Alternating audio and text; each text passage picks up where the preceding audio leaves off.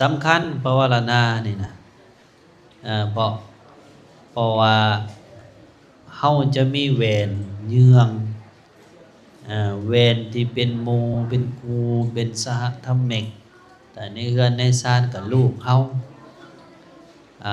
ฟังคำคิดเห็นเขาได้เด้ผู้เป็นลูกอย่าว่าแม่ถืออย่างเดียวได้ โดยเฉพาะลูกยุคใหม่นี่นะลูกยุคใหม่บางคน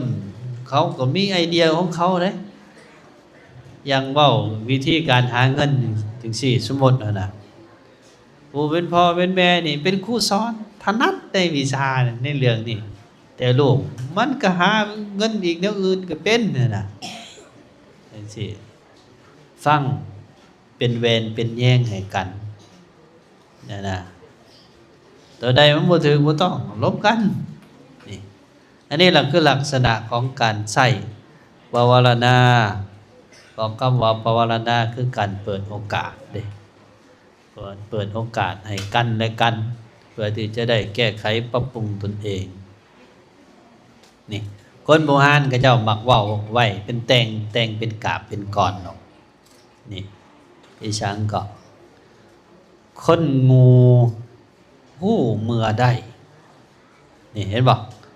ว่าตนงูแล้วย่อมหับยังจะเป็นบัณฑิตเมื่อรุ่นพ่ายถ่ายคนงงโว้อ้างว่าตนเองสลาด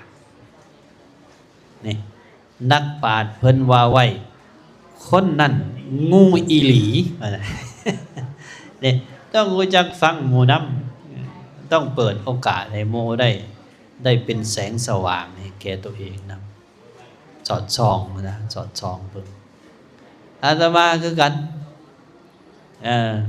จัวเน้นครูบาอาจารย์ที่อยู่น้ำกันเห็นตัวใดมันบ่คักบ่แน่บ่จบบ่งามเว้าเสนอครูบาอาจารย์ถ้าตัวใดที่มันเป็นไปตามที่จัวเน้นเสนอครูบาอาจารย์เสนอกับพร้อมที่จะเปลี่ยนแปลงปรับปรุงให้มันดีขึ้นฟังแล้วโอ้เหตุผลเข้าท่าเหตุผลเป็นไปเพื่อความเจริญ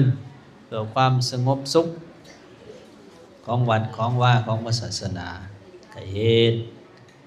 ก็อยู่น้ำกันสบายได้